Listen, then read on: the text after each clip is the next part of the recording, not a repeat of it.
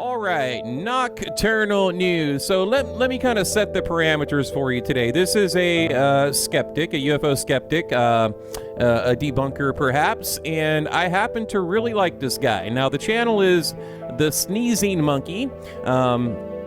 He recently did a video talking about Skywatchers. You guys know, remember on News Nation, Ross Coulthart, the UFO egg video. That's what this is here. So we're going to hear his take on it. But first, I want to kind of introduce myself to this guy here, who seems like a really cool guy. Fair use, by the way, my friend. So please don't hit me with that. So I come from a long history of NASA family right here. My family worked at NASA going all through the 60s, 70s, 80s, 90s, even currently today through the Apollo program, mission control. I am an absolute UFO nut. Here's the Area 51 book I've been currently reading. Got a pile of them behind me. I've been in documentaries, worked with people like Darcy Weir, Richard Dolan. I did a documentary with on Amazon. I've made, I think, 12 or 13, 1,400 UFO-related videos. I've done countless opinion pieces all across the internet. I'm friends. I could literally pick up this phone right here and call or text half the people that you're referring to in your video. So I am the guy that you need to talk to, in other words. But let me say, I absolutely agree with 90% of what you're saying. The world of ufology and UAP research in the past years, then you know how it works. It works in cycles. It works by promising everything over and over again and then delivering absolutely nothing. Here's Jeremy Corbell, the jellyfish video. It's coming out, guys. It's going to be groundbreaking. It does absolutely nothing. But the congressional hearing is just around the corner. It's going to change the world. Here's a teaser for a teaser. And nothing comes out of it. No, but Ross Coulthart and Jake Barber's egg retrieval video. Guys, this is going to be the big one. Here it is. And look, he's spot on here. The LARPing, okay, the teaser for a teaser. Like, I know everything, but I'm going to tell you next week. And first, buy me a coffee, donate to my PayPal. Here's a mug. Here's a hat. Here's a T-shirt. Here's my tour dates. I'm going to go on Fox News, CNN, MSNBC, and then I'm going to tell you 10% of what I know. If you want to know the rest, you're going to have to buy my book for $19.95. Yes, sir. Continue. I get it. And it's another big nothing burger. Okay, so it's been a while now. We need a new toy. The world of ufology and UAP research needs a new toy, and this time it's Skywatchers. Skywatchers Part 2 released, I think, yesterday. Skywatchers Part 1 has been out for a while. These are roughly 30-minute. He's referring to Skywatcher, the new, it's related to Jake Barber and company. They go out in the field, they meditate, they summon UFOs, and then they film it with a potato. Let's continue. Documentaries, you can watch them on YouTube. They're on UFO Twitter, guy here. I'll link them down in the description. Part 1 and 2 are out. You can watch it for free, obviously. Now, Skywatchers Part 1, I made the mistake of watching both of them. Okay, I deeply regret it because it's an utter waste of time. But if you're into that kind of stuff, how do you really feel? Check it out by all means. Skywatchers Part 1 was really all about people claiming things. Loads of people with seemingly very high credentials. Let me guess. Okay, people claiming things, things they saw, things they summoned, things they did, what they were told, documents they were given. But I can't tell you. I can tell you in a skiff, a private skiff with the U.S. Congress, but not really.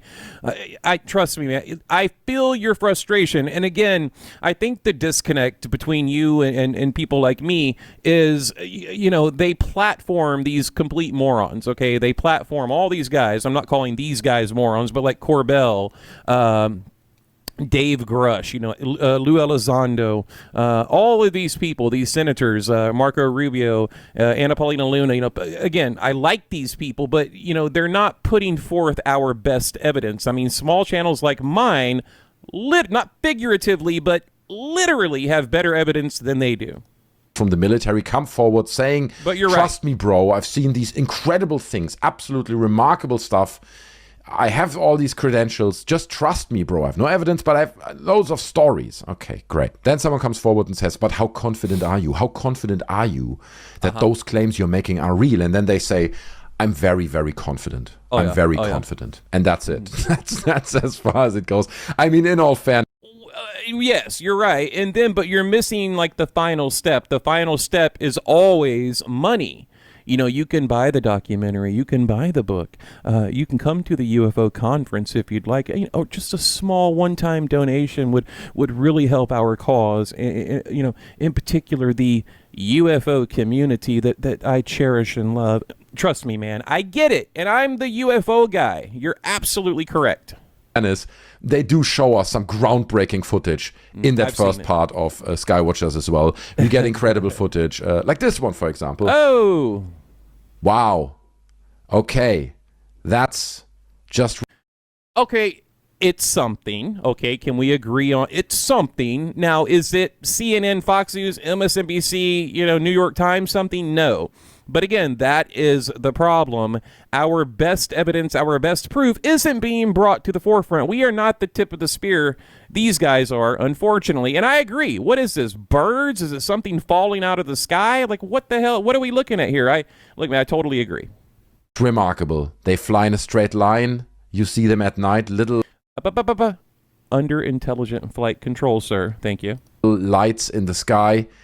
Almost like satellites would behave at night, but it can't be satellites, right? Because no, of course not. There's also this guy, and he says, I've seen something absolutely remarkable. I didn't film it, so here's an artist's rendition. This is a sketch that I did. It was like elongated, like a disc or something, right? Absolutely incredible. As a UFO researcher, sir,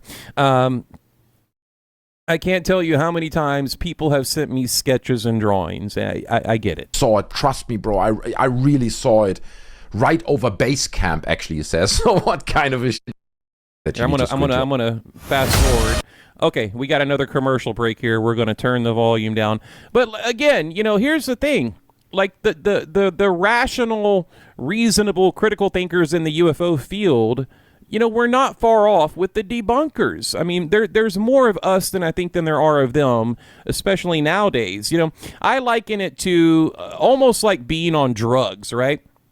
Like these UFO grifters and hustlers, like they've become, almost like drug dealers in this community, feeding the people that are fiending for this UFO truth or whatever it is they're seeking, and they're taking advantage of people. They're taking advantage of people that have good intentions, and they're vulnerable and they want to know the truth, and they have these people out there that just prey on them for their money or even just to follow them because that can be translated into dollars. Oh, let me turn you back up so I can hear you.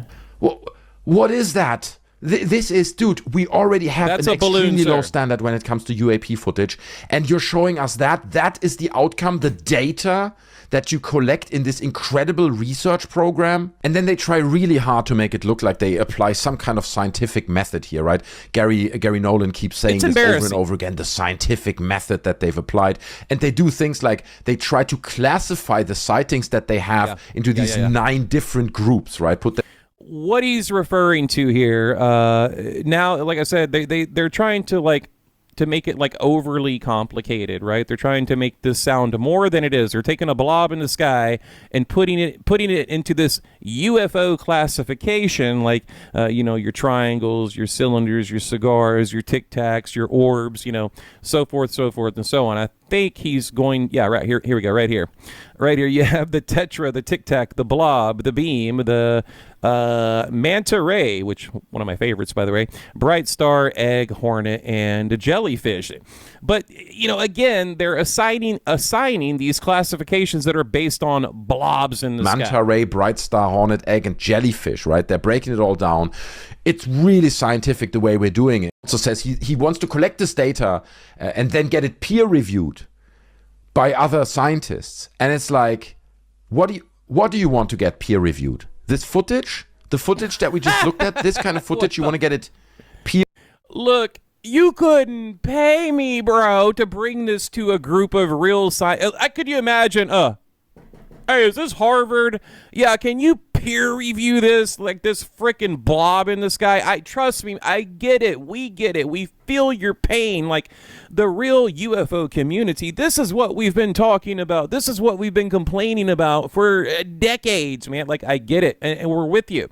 Again, the debunkers and the UFO guys, we're not that far apart. Like, I think any rational adult that doesn't have a childlike mentality would understand that this is a balloon or a piece of garbage flying through the air, and the idea of getting this peer reviewed is laughable.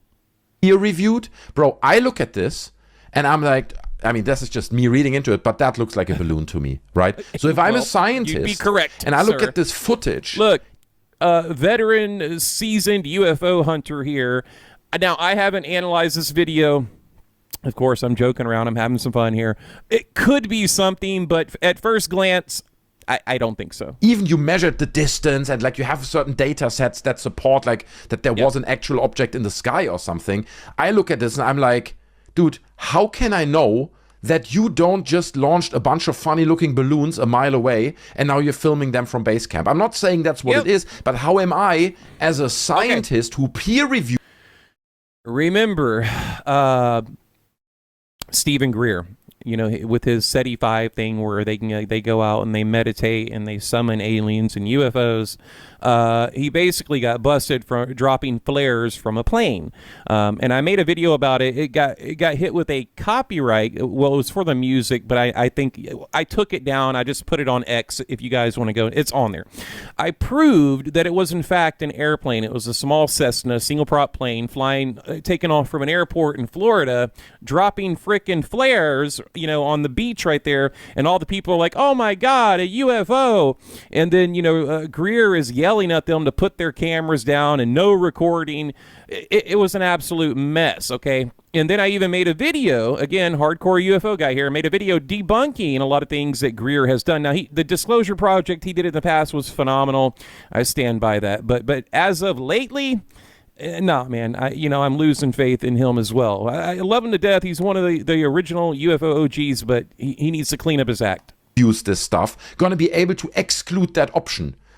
I can't. I cannot. So the idea to get data like this, because I have to assume this is the only data that they're showing in this documentary, the idea to get this data peer-reviewed is laughable at best.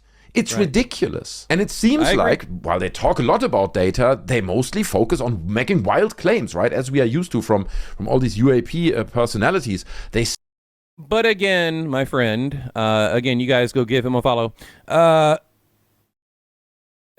I feel like you're only attacking the tip of the spear, right? The people at the front line, the resident authorities of the UFO movement, when there's, hundreds, thousands of us, tens of thousands, millions, who knows, of us out there that have real evidence, real beliefs, real convictions, real proof, real stories. But for whatever reason, they want to put these idiots all over the damn internet and all over mainstream media. Say things like the object just appeared and disappeared at will, but we can't show that to you. We have no footage of that. All we show you is objects that seemingly move with the pace of wind across the old sleight of hand, sir, yes. The sky and rotate kind of like a half-inflated balloon would. Also, for some reason, we don't have, for example, a camera like a Nikon P1000 that can achieve zooms like the one that... You don't even need that. I have an old iPhone, and I can zoom into the frickin' moon. Like, I trust me. I feel your frustration. You see here, this is a fairly inexpensive camera, and it would really, really allow you to zoom into these objects, capturing way more detail than you currently are, okay? Like, the Nikon P1000 is notorious for having this incredible zoom that captures all... Okay, I don't want to play his whole video, but check it out, guys. Here it is. So these are some of the jellyfish. I don't, whatever category they put them in. Remember, they have freaking categories back here. This would be the jellyfish class, whatever the hell that is. 1, 2, 3, 4, 5, class 7. That's what I mean. They're like trying to make this like overly scientific. To make something, look, it's like putting lipstick on a pig. You can only polish a turd so much, right? And that's what it is. It's like the snake oil salesman. You can only polish a turd so much, and that's what they're doing here. And then they want to get it peer reviewed. Like you couldn't pay me enough money to bring something like this to a college or a university or whomever or NASA. Could you imagine giving this to NASA?